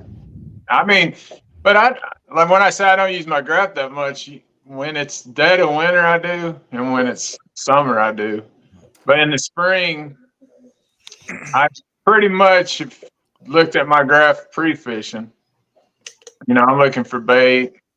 You know, we've talked about it before, life areas. But yeah, when you're bumping mud with your planer boards, the graph's pretty much useless. Yeah. But when you're pulling boards, a graph is useless. When you're in January and you know you're especially on a cold front, the fish drop down, the bait drops down, and you're looking for 1 or 2 bites, then yeah, the graph is the fish is scattered everywhere too. Let me ask you guys this. Graph, by the way, you know, on Lake Hartwell is I make sure I don't snag those fucking treetops, but you know. Oh, I was hoping you were. Let me ask you guys this. Why is it just in my head? Because I feel like if I start fishing a lot, then I start having more success. Oh yeah. JR, so you know, and Perry, I'm sure will agree with this, and even Wes. I get this conversation a lot with a lot of friends. If you want to catch fish on a regular basis, you need to be prepared to work on a boat. If you want to have a good time on a boat and sit back and relax and wash a bunch of rods and, you know, just troll and not check anything, you're not going to catch very many fish. Well, here's the way I look at it. You can do that if you're fishing monster baits. Like, I'm not out there just to catch fish. True. See, if I was in that tournament, I'm trophy fishing. If I get skunked, I get skunked. I'm not out there trying to catch every little single fish that I'm marking. Oh, raise it up, lower it to. Tournament you are. I don't care. You guys were doing that because you were trying to place in the tournament. If I get in the tournament, I'm not trying to place. I'm trying to win. I won that damn liquor from Scott, and I fucking got it. If I can't get first place, I don't give a shit about second, third, fifth, 20th, 30th. I don't care. I'm going. Yeah, but if you're not on fish, you're not going to catch that big fish either. I mean, what are you just throwing a? Yes, you are. See, you're under the impression out there hoping for the best. I mean, that's kind of not fun. You're under the impression that big fish is mixed in with other fish, and that's not but that big fish is targeting bait. I'm not saying you can't win a tournament by catching a big fish amongst a lot of small fish, but a lot of times those big fish are where there are no fish. It goes against everything that you know. I will say this. So and again, I'm sure you guys might actually disagree with this, but you know, me trolling the way I do, I really do feel like the big fish is mixed in with a small fish somewhere. Not in that same school, but somewhere in that same zip code, there's something bigger nearby that school of fish. There's something drawing them fish. And then it, like when we were fishing that, we were fishing shitty weather, cold front. I mean, which is every single year the SBC. Yes, I love it. I love it. I love it. It don't take 2 20-pounders to win. You got to know what you're fishing against. You might catch 2 10-pounders and win 20 grand in that tournament. I mean, you might not need that 25-pounder. I mean, it'd be freaking nice, but That is true. now if it's March or April and they're in the back of the creeks and they're on big Mongo shad, then yeah. And actually, you're right. I think you're all over it. I think that actually is a better tactic in that situation, especially on Hartwell. I won a tournament on Clarks Hill, a night tournament on a full moon, and we had the average weigh-in on a night tournament's probably 3 fish, 28 pounds, and we caught 3 fish. The biggest was 6.5 pounds, and we had like 16 and a half pounds, and we won the whole tournament and big fish with a 6.5 pounder. Just because of conditions. So, if I was chunking shad for a monster, I'd have skunked because it just wasn't happening that day. Yep. Well, getting off subject, Scott, I was just thinking about your trip. Have you, has Destin shaped up any? Is that? And I'm about to leave my damn boat at home. Are you really? No, I'll take it, but it ain't looking good. It's kind of like my Destin trip's kind of like the SBC every year. Shit hits when I go. Well, have you thought about trying to go a different time of the year, maybe? No. Where are you going? I'm going. We're leaving out Saturday morning, and we're going to come back Friday. What are we looking at here? This is an SBC a few years ago, and it seems like every year the weather's just absolutely atrocious. Look at the flag. Look at the wind in this tournament. Yeah. That's in slow motion, but you could look at this.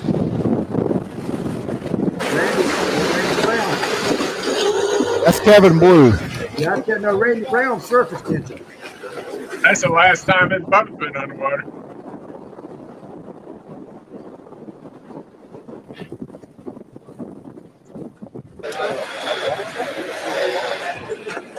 Third generation, ninth place.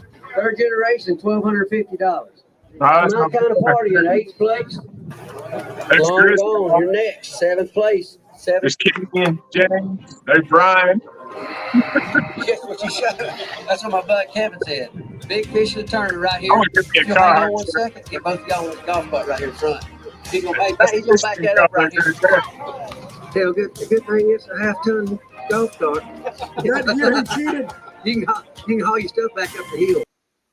Is that the year That he was right. cheated? That was right when he came out of the tent for the lie detector test. I think right when they started taking that picture. Oh, I thought that was the year he cheated. Thomas said, he said, do not need a graph if you in my read that, Wes. I can't read it. He said you don't need a graph if you're in microorganism filled water. Yeah, that's true.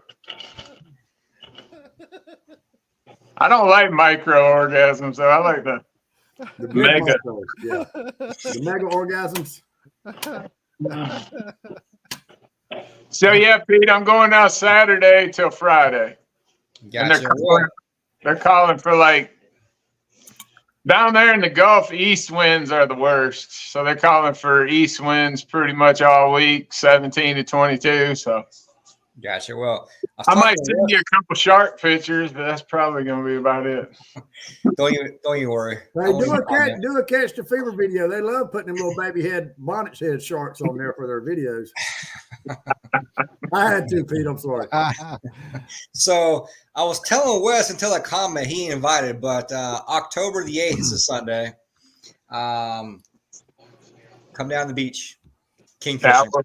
I wish I come back to 6 and right back to the damn mill.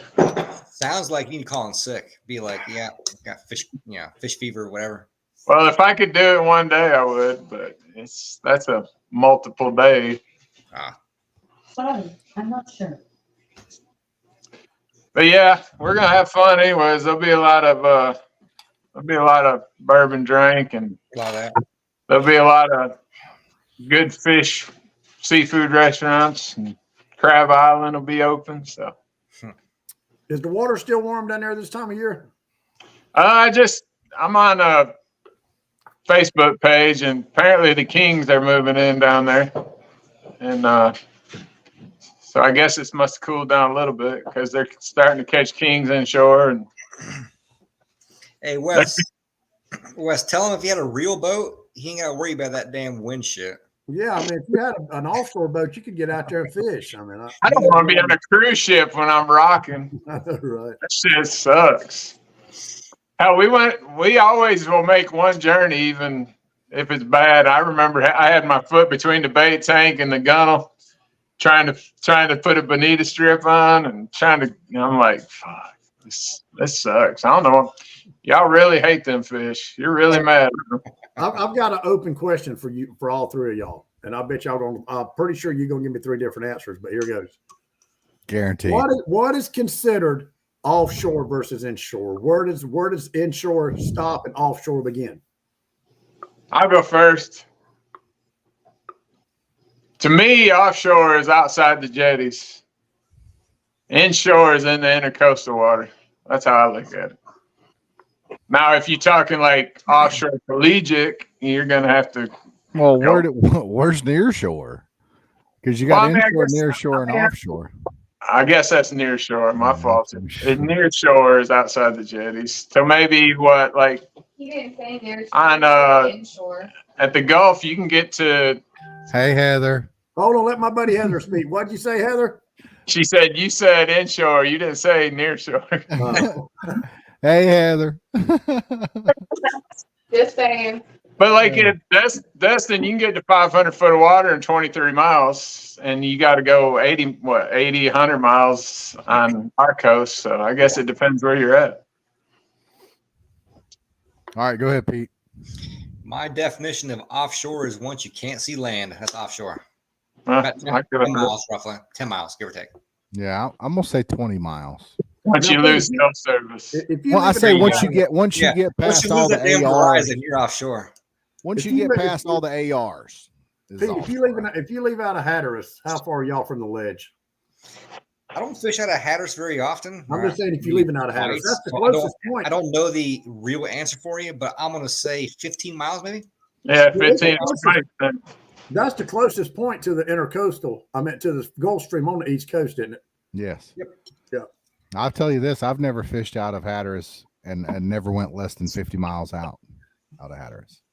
Less than 50 miles? And I've never went less than 50. Now, is that a hard inlet? Is it hard to get out up there? No, Hatteras is a breeze. I've fished out of Hatteras over a dozen times, and it is it's a breeze, man. The hardest inlet I've ever fished out of to get out of was Oregon Inlet. I guess my inlet's so bad. Oregon Inlet's so bad because you have a very narrow channel. You have a sandbar and you have a very narrow channel to get out of that sandbar. So as you're going out into the ocean, you look to your left and your right and you got nothing but breakers. And all you have is about a 50-foot wide channel to get out. And it moves from what I understand. Yep, it changes daily. It shifts, yeah. So I've actually fished out of Oregon Inlet 2 days in a row many years ago. I think 2001 was the time I was out there in my own boat back then. And luckily for me, it was December, January, somewhere thereabouts. And luckily it was a flat, calm 2 days and there was no issue going in and out. But yeah, I could see how tough that damn inlet is. I'll tell you, if you want to get on some good fishing, Hatteras in May, Bull Dolphin. Can't go wrong. Can't go wrong at all. You go out there and you can limit out pretty easily on some Bull Dolphin out of Hatteras in May. I would rather go to Hatteras now for yellowfin tuna. I've caught some yellowfin tuna out of Hatteras, but I've never caught nothing of any size. Yeah, so this is the time you got to go. October, November. This is when you're bigger. 60 to 100 pound yellowfins are caught right now. Wow. See that? I would love that. That's a bucket list. 100+ pound tuna.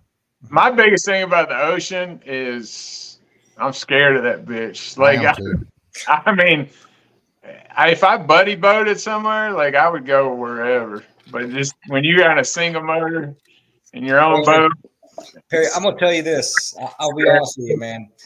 If you experience the king bite out of Oak Island, I feel like you would go back several times. Well, that's not Well, offshore though.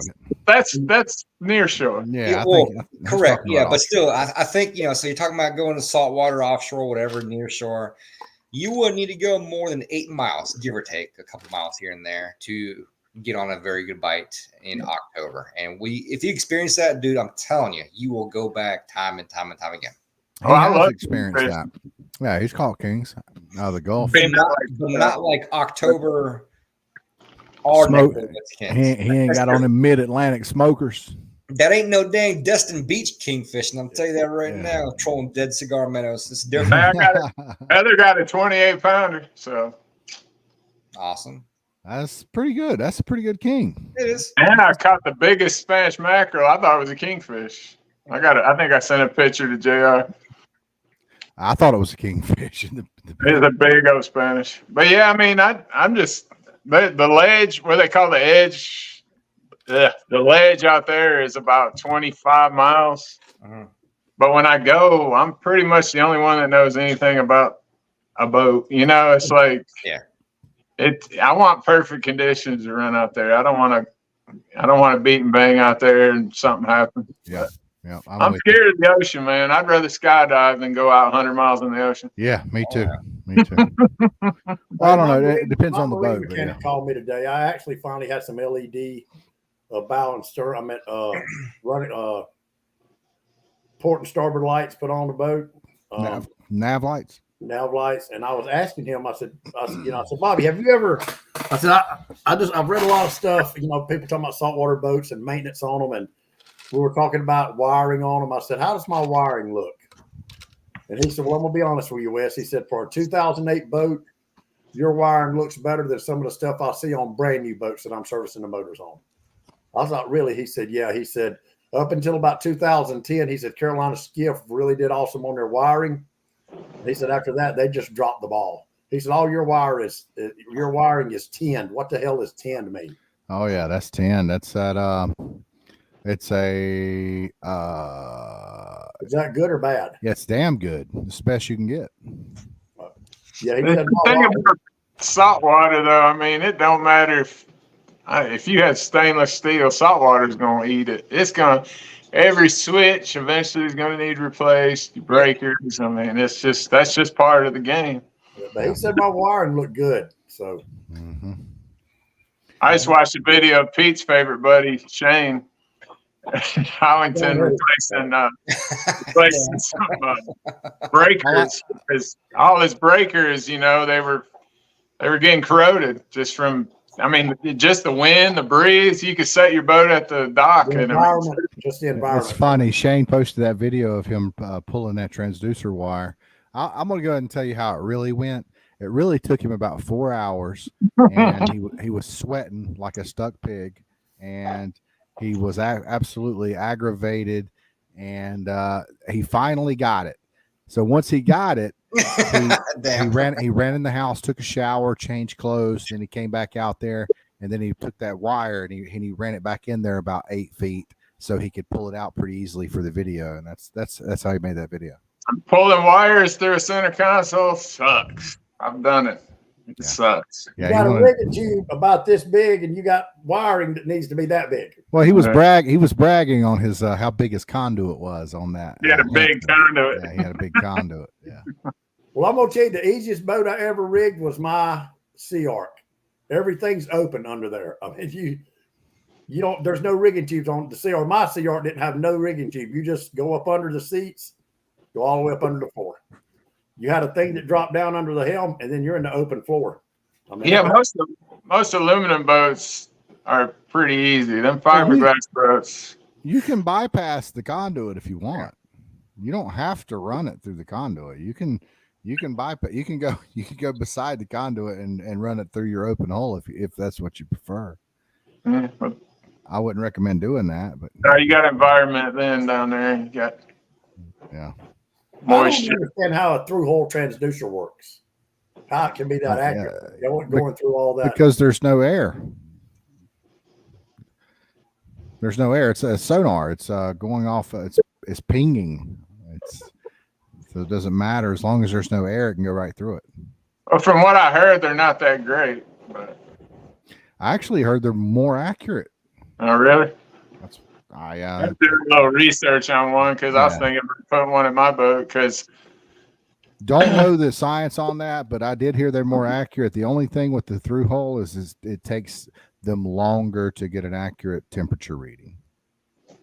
Well, no, when I said through hole, Scott, I meant Shane, last time I was in Florida with him, he's got a transducer just laid over in the back of his boat, just laying flat. Oh, it's not epoxy down or silicone No, it's down? just laying flat. It was a TM transducer, but he's just got it laying flat. And that thing was marking stuff on the bottom. So he's just got it just laying in there? Just laying in now there. water temperature was off, but that thing was marking. Yeah. Well, saltwater, you don't need a transducer anyways. That's a dead bait down there. I know, right? You know, I think that we need to construct a cage and go out there and get down in that cage, man, and check, hang out with the sharks. I think it'd be cool. Nah, that's all right. I'll tell you, JR, you scare me when you like to get off that boat out there when we're all. I love it, dude. God, that blue water. Dude, come on, jumping off. Oh, yeah. Every trip. You have to admit, that motherfucker. The blue water is so mysterious. It's so amazing. It's so beyond our comprehension. It's so majestic. It's a ritual on my boat that after every blue water trip, we jump in the water and then we make the run back in. That's good, y'all. That's what y'all won't stink on the way back in. Pretty much, yeah. Listen, I ain't jumping on nothing after you've been dropping. That is the clearest water. That's the most amazing. And you've drawn every fucking shark within 20 miles to that area, and then you're going to jump in there. I'd be more concerned about sharks within 2 miles than I would be out in that blue water. I would at least see his ass coming. After 10 minutes, JR was your ass too. JR got out of the water. 10 minutes later, that mutton snapper hit and got whacked right in half. Yeah. Hey, we're talking about a 20, 25-pound mutton snapper bit completely in half. I forgot I meant to tie my GoPro to the fishing rod and drop it down to the bottom and see if you could see down there. I've never tried to do that before out there, but I bet you could. That'd be pretty awesome out there. I don't think you could. Maybe to 50 feet. I would like to drop it's not that bad. You can, a bait on it and see if you can get some footage of a shark coming up in it. Because it's crystal clear. You can see everything out there. Have you ever tied a glow stick to a line and dropped it down? I have. I've done that. It wasn't a glow stick. It was this little it looked like a little tiny disco ball. It was made for marlin fishing, but I tried one of those years ago. But I've not with any footage. Bag full of those disco ball type lights in my house right here for a special purpose one day. But no, it's so trip. It ain't gonna happen. That's it. All right, so I guess we're all getting in the SBC this coming year. I'm doing it. I'm game. You can count me in for that for sure. When is it? January, February? January. Last week of January, isn't it? No, it's beginning. I think it's beginning. Yep. Okay. I'm donating. I'm fishing it this year. Yeah. Everyone get a ball of liquor. Bet your ass I'm fishing. I'm gonna be there this year. Give me the damn tin cup. I'll do it. Damn, Scott. And a trophy. Yeah, we ought to do we could do a friendly side pot of a trophy or something. We could all go in $5 on a trophy. Something to brag with. They're just like it's $27 on Amazon. You're right. Hey, Scott, can you get us one where you get all yours up? Yeah, I get a deal because I bought some, man. That's your discount, right?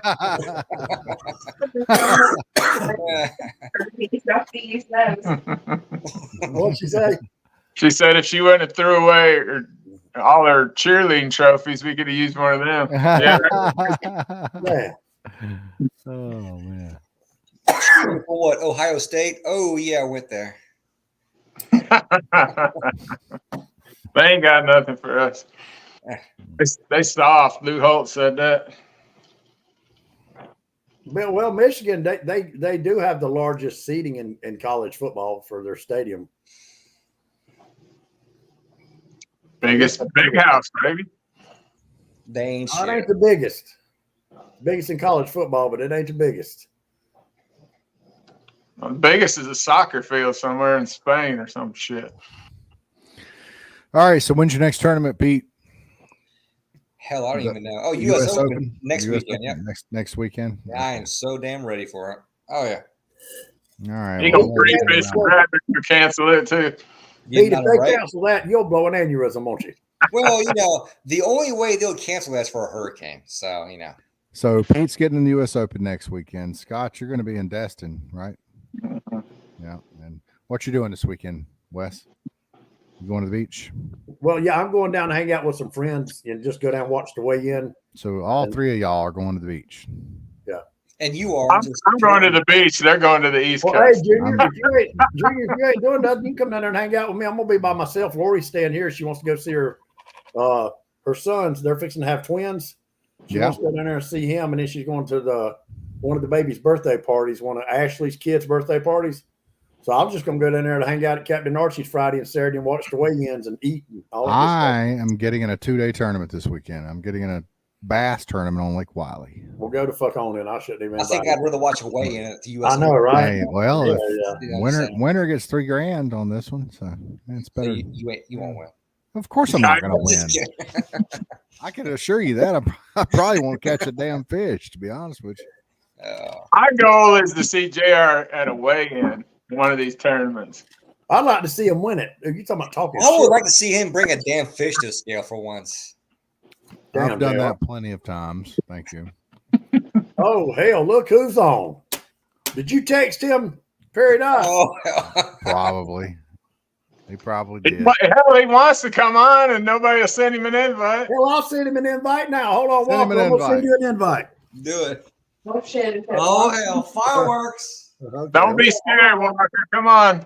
Talk about that one tournament you fished.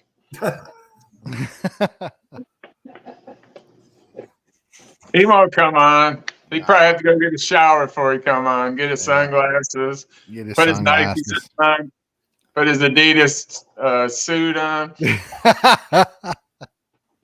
I tried to tell Fast to come on last week. All right, Walker, you got an invite sent. Go to your messenger. All right, come on, Walker. You got 20 minutes before I get off here. So Yeah, I was informed tonight that this is now a 2-hour show, Scott. yeah. It is when y'all drinking liquor. Yeah. Well, hell, that'd be every night. Just for anybody watching, all the good information's done by 9 o'clock. Yeah, Hell, we can talk tournaments right now. Waiting on Walker. yeah, So Pete, he only likes to fish with people he can bully. That's kind of what I heard. yeah. Either by himself or with somebody he can bully. That's right. Damn. Somebody calling somebody? So you want to fish with me? Oh no, you can't bully me. Who's Shit. calling somebody? Wes? I will bend your clothes hangers if you bully me. God damn.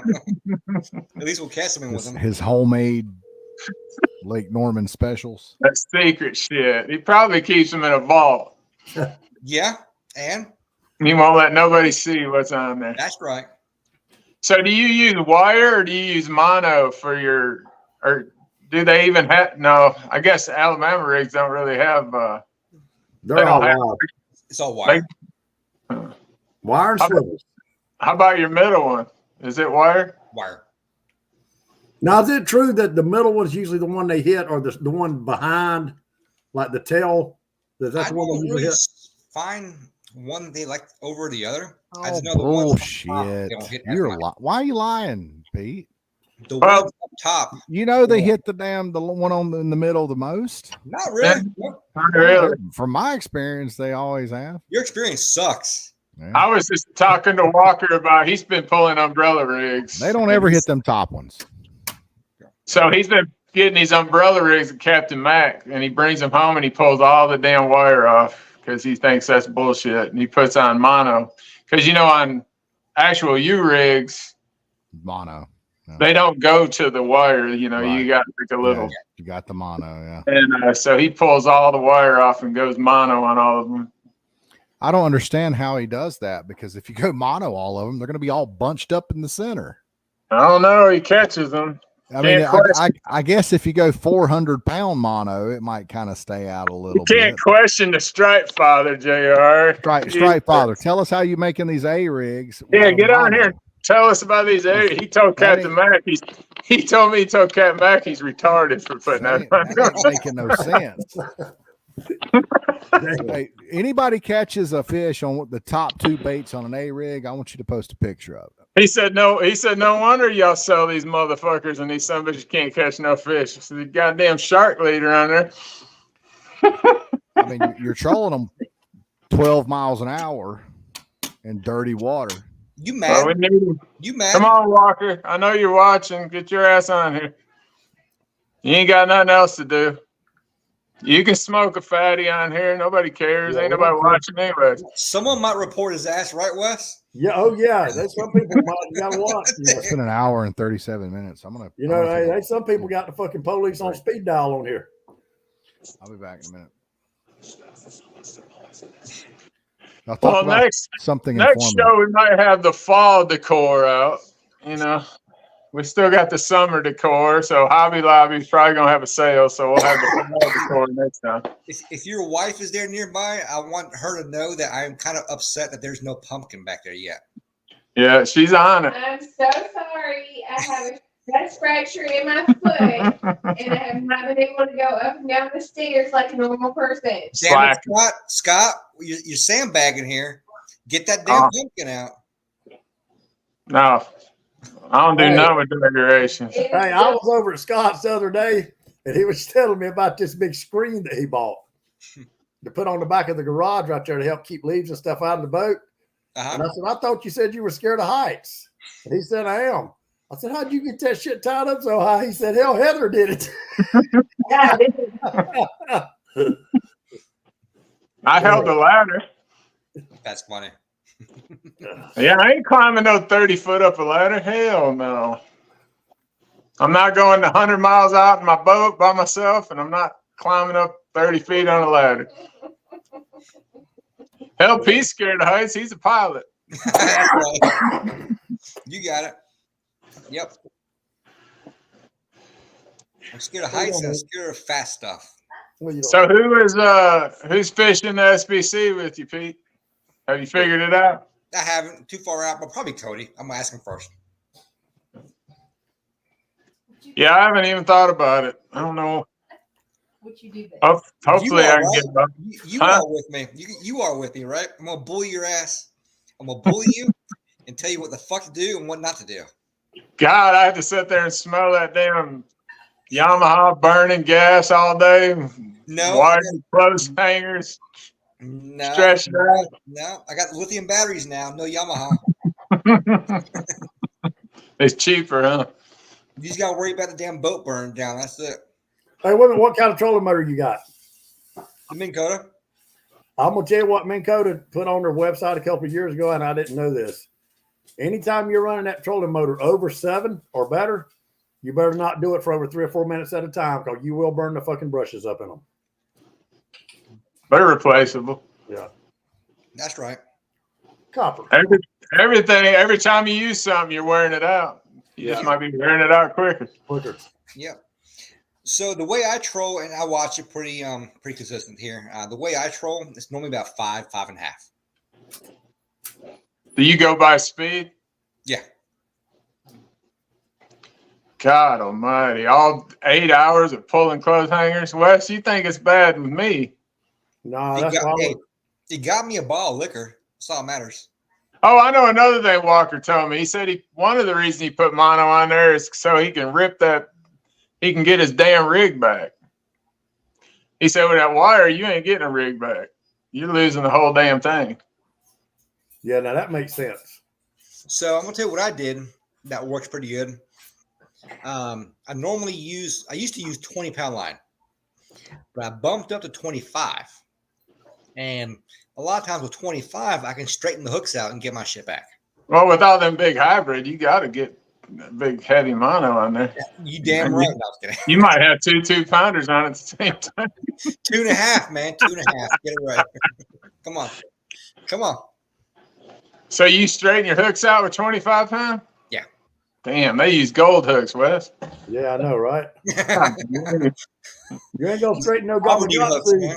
You ain't gonna straighten no good Gamakatsu out with no 25 pounds. Yeah, you fucking will. You will. Do you use a lot of swim baits? I ain't gonna tell you until after January once I get my fucking trophy. Are you mostly swim baits or bucktails? For the Bucktails. so actually no, I do use only swim baits on my clothes hangers. Yeah. Hey, Corey, what's his name? Corey said that you used banjo minnows and you took them off the little You damn thing. right. I ain't telling you all my secrets now. Damn. By God. People make fun of that. I guarantee a damn hybrid eat a damn banjo minnow on a minute.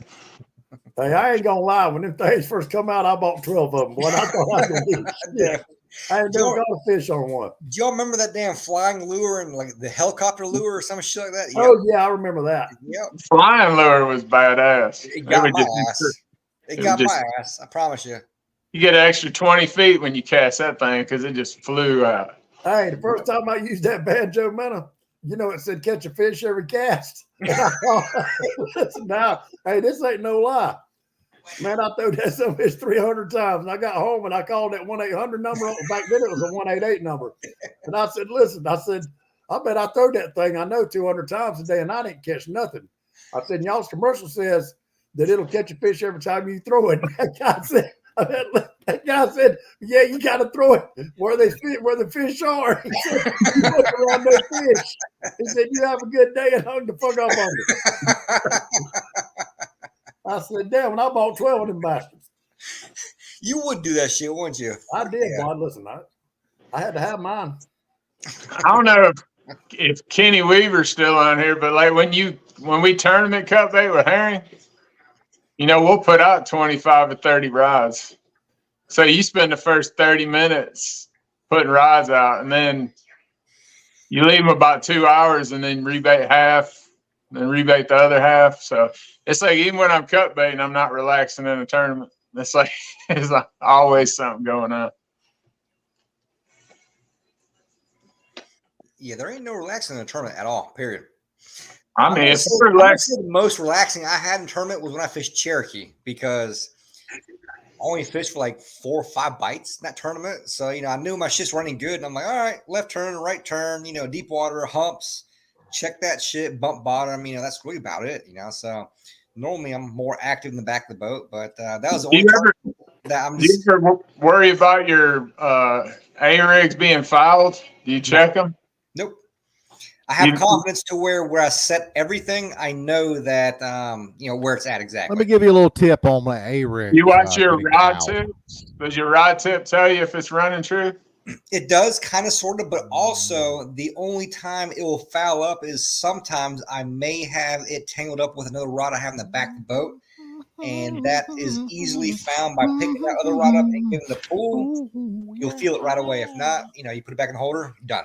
That's the problem I have with Dieter Melhorn. Whenever he fishes A-rigs out on Norman, he cast them out, and I've seen a lot of guys do this. Pete, you probably do this. You just cast them out all willy-nilly. Just cast them out. You don't. That's not how you fish A-rigs or U-rigs. You put them slowly down in the water. You look at them. You make sure that the paddle tails are swimming. You make sure that every bait is separated. There's no foulage, and you hand line them out. And as you hand line them out, you let no slack get in it. Just like when you're fighting a fish, how you don't let any slack get in the line. Same thing. When you're putting it out, no slack in the line. Nice smooth strokes. You let that bad boy out. You make sure it's swimming true. Then you don't have to worry about it. If you're just casting them out all willy-nilly, they could be fouled. I hate it. I hate nothing more than fishing with somebody this fishing with A-rigs, and all they're doing is casting everything out real fast. They're in such a hurry, and they're all willy-nilly, and you don't know if anything's fouled or not. That just, my OCD is just killing me when that. Common misconception here. Everyone thinks that the A-rig is going to be way behind the boat, like 50 yards, whatever. No, sir. I will gently place my A-rig in the water. Make sure everything runs pretty true-ish, I guess.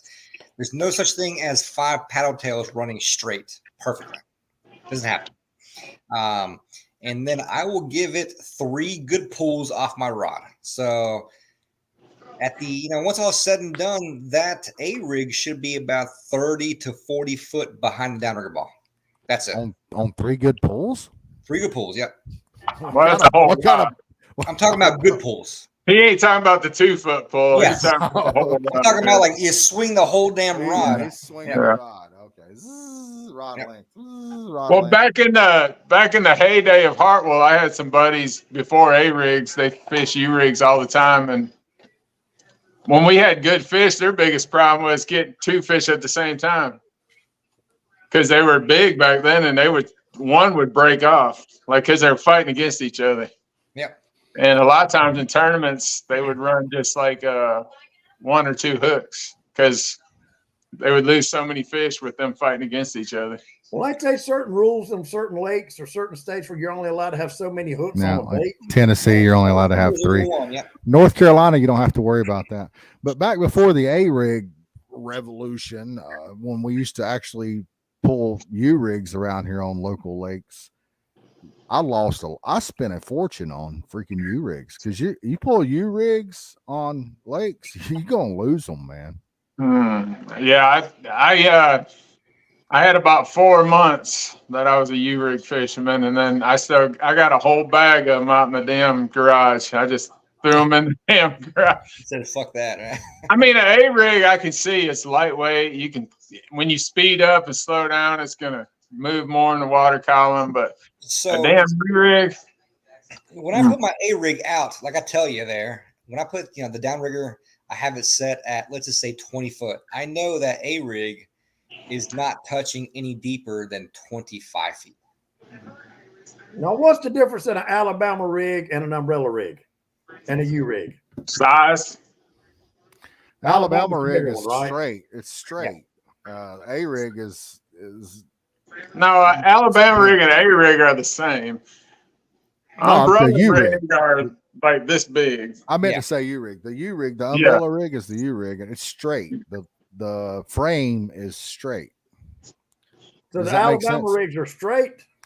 No, the Alabama rigs are A little. at like a 45-degree angle And off. they're the- more like so that. meant for casting. Yeah, that's an Yeah, A-rig. You Alabama can't rig. cast a U-rig. A U-rig's, I mean, the U-rig probably came from saltwater. I don't know. It did. It Sure it actually originated in North Carolina. Yeah. Oregon Inlet is where the U-rig started for striper.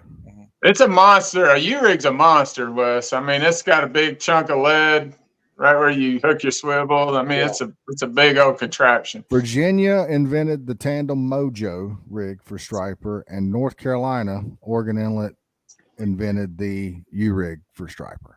A-rig. Yeah, U-rig. U-rig, yeah. U-rig. And the My- bass areas in my biggest- California invented the A-rig. My biggest saltwater striper before I started fishing with Wes came on a U-rig, and it hit the center bait. I don't even think I've caught a couple of turds on a U-rig, but I've never caught a big fish on one. Of course, I didn't give Saltwater. him much chance. Saltwater, baby. That's funny. But I think the reason Pete likes artificials is it reminds him of saltwater. Maybe. Saltwater trolling. I Listen, think it's because the versatility of it, honestly. I think I it's got to because- tell you guys, nothing's better than saltwater striper fishing. Wes, are you going back up there this year, Wes? You want to take your I don't boat up know- there? I don't know yet. I said Okay. I'm going up. We're going up to New Well, York. You know, New I want Jersey, to get up there and November, make a something video like if you do. 'Cause, I mean, I'll that's do a it doesn't saltwater get any striper better. trip. I'll do one at some point. Well, Oh, go. oh. Wes will be glad to captain your Cape Horn. You just need you just go out in the toilet bowl, Pete, put some eels out, and you just go left or right. Hey, Wes, we got to go handcuff Scott and bring. Do you him turn the along graph with on when you're out there? Because I use a graph up there. for what? The bottom's just blank. you. We need to Well, I take use a graph. Perry. No, it's not. Actually, it's not. I like to fish drop offs and fish bait pots. Ask JR. First 2 bait pods I marked, I said, we're going to fish right here. I stayed on bait all the rest of the day, and we caught 7 fish in 5 hours. Well, let me tell you, the last No, time, we caught 6 the fish. first and last time I went to Chesapeake Bay, I caught my 51 pounder. I think is the very first fish I caught out of there, and that was What? when, Whoa. that was, Whoa. yeah. Where are you getting these damn? Is this you estimating here? or No, what? this is legit. So I went out there with a group of friends back in 2006, maybe 2007, somewhere there. Best the heyday of striper fishing out there, and Yeah, that's we what I was caught doing. 4 fish. We caught a 49, 51, 53, and a 44. Where were you? All within an hour and a half. Rudy Inlet or Oregon Inlet? No, it was out of the bay. It was in the bay. Chesapeake. Yeah, We're okay. fishing Chesapeake Bay. eels in the high rise at night. Oh, you're just fishing eels. So Yes. y'all are actually in the bay. Yes, in the bay. Okay. Yeah. Correct. Because sometimes So- people will put in the bay and then go out into the ocean. Correct. Yeah. But that was night fishing. That was a bait trip. But the point of the story I was trying to make was, so we did that, but that was when the drink Four Loko first came out, and that shit got me so damn good that damn weekend. Oh my God. I was hammered. So I couldn't imagine you and Scott going out there and, drinking this dang 100 proof fucking spicy bourbon, this Well, they and did. that, whatever. They did it. Who? I never had any luck fishing the bay until I started fishing with Wes. I remember one time I tried fishing the Chesapeake Bay Bridge Tunnel out of my boat, and the tide was so strong. I can't remember I think we anchored. I'm pretty sure we anchored. We either anchored or tied to the bridge, but yeah, we couldn't keep our baits down. We had, I want to say we had, I don't know, 16 ounces. And we come back to the dock, and with 16 ounces, you could see your bait. If you put it out 100 feet, you'd see it. Your eel, you'd see it 100 feet behind the boat, up on top of the water, skipping on top of the water. So that day that we caught those fish, it was at night. Like I said, we were anchored up at the high rise, and we were using only half-ounce sinkers. And yes, it was That's skipping the top of the insane. water. It was skipping the top of the water, but we had those eels placed right against the pylons, right at the light. Does that make sense? Mhm. Yeah. It's right there. But yeah, so talk about the bay out there.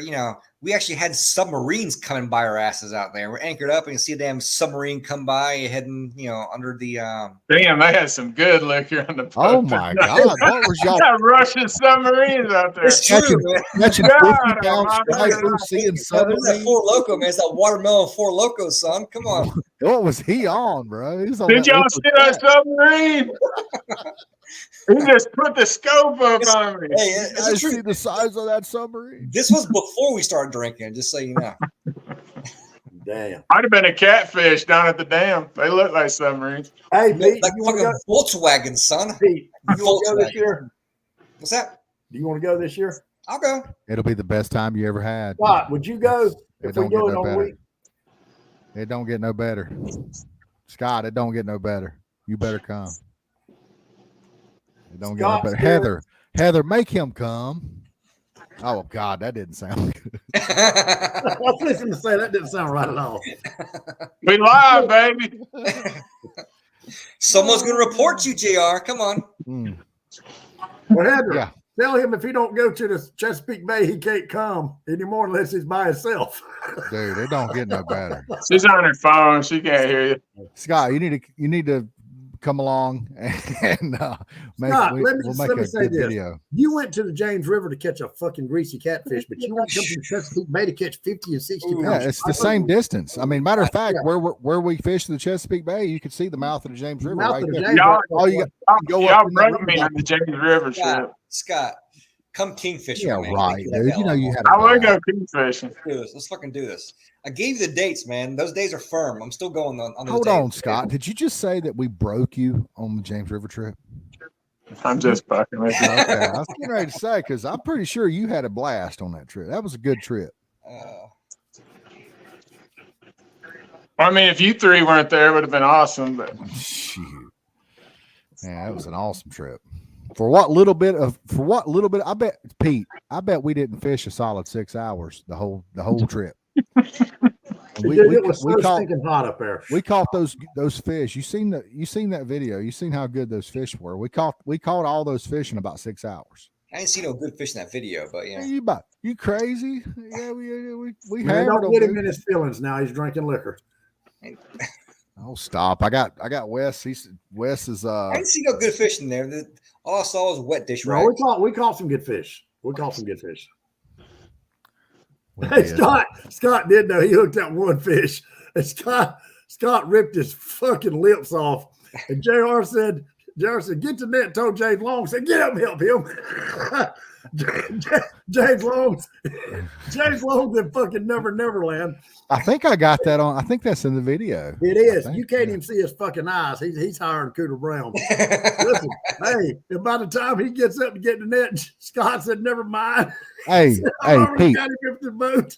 Pete, it's chaotic. Okay, it's chaotic. We got Chaotic for a dang catfish? Nah, It was chaotic. Nah. Okay. uh-uh. I The hear only you. thing I will admit is I couldn't hold on to that slimy bastard because catfish want to fight your ass the whole time you pick them up. I know. I should have put all those drops in the video. Now I wouldn't have cared. Hell, I was trying to drop it on his head so it'd slow down. Look at Scott drop that fish 10 times. This slimy bastard's like holding a eel. Yeah, it's so Gotta admit heavy. Admit, the only reason why you dropped it is because You just wanted ain't used to some holding big bank fish. for a dang raccoon to eat or something. But Peter, if you're serious about going, I'll get my boat. I was thinking about not going, but if you and JR, if I get somebody to go up there at least 4 or 5 days, or you go up there 5 or 6 days, my you'll be lucky God. if you fish At least 3. 4 or 5 days. What? I just want one trip. That's all I want. But JR, when you came up there and fished with me that day, I had done been up there 4 days and hadn't been out yet. Oh yeah. I always get lucky. Yeah. I always get lucky. Yeah. And if we Now hadn't you been- didn't get lucky that day. You were talking about we gotta go back in. we did. We did get we did get lucky. We I went know back exactly in. what you're talking about. Hey, we I've did seen the get- video. Oh, we went back in and went up north and put And in. then we went north and put Going in to and had- McDonald's. Now had we an went to epic Hardee's. trip. that damn Verizon rang. Ended up having an just epic kidding. trip. I'm just kidding, man. Absolutely. Verizon, VHF, whatever you want to call it. And I had 2 guides and 3 other people listening to us on the radio. There was nobody around us. An hour after we were fishing, we'd done put 4 fish in the boat. There was 12 boats around us. You could see them everywhere. Oh, we kicked ass that day. Me and Wes did better than anybody out there. But see, the including thing Clint. is, JR, Wes likes all them people. From the video, I don't think I like any of them son of bitches up there. Yeah, Well, they differ, but you know. they're haters. They're I know, haters. I definitely, I like John, but I don't know about the rest of them. I'm gonna tell you right now, if you don't like fishing in a crowd, don't kingfish in the fall. Well, not the crowd. It's just the crowd of Yankee bastards. Oh, you know. Yeah, Scott don't like his own kind. Damn. A wise man once told me that there's 3 kinds of Yankees. There's a Yankee, a damn Yankee, and a goddamn Yankee. Which one are you? I'm the one that didn't move back, so I'm the goddamn Yankee. Oh. Well, we're I at mean, 2 they- hours. It's been a good show. They hang out with Jeff Peel when they're up there. I can't do that. Hell, that's who I'm going with. All right, guys. Are you all ready to call it? Yeah, that's fine. I'm good. Okay. All right. Well, say good night, Wes. Good night, everybody. Who, Good night, hey, everybody. Wes, who's reporting Oh, you I- tonight? Who's Huh? reporting you tonight? Who's what? Who's reporting you tonight? Oh, hell, there's no telling. I'm sure somebody is. Damn. Hey, Scott, did you get your truck back today? Yep. They got everything fixed? Yep. Did you check? Did you have to check behind them? Yep. Okay. Never hurts to check behind people now. Say good night, Pete. All right. Until Good night, next Pete. time, folks. See ya. See you next week. Good night.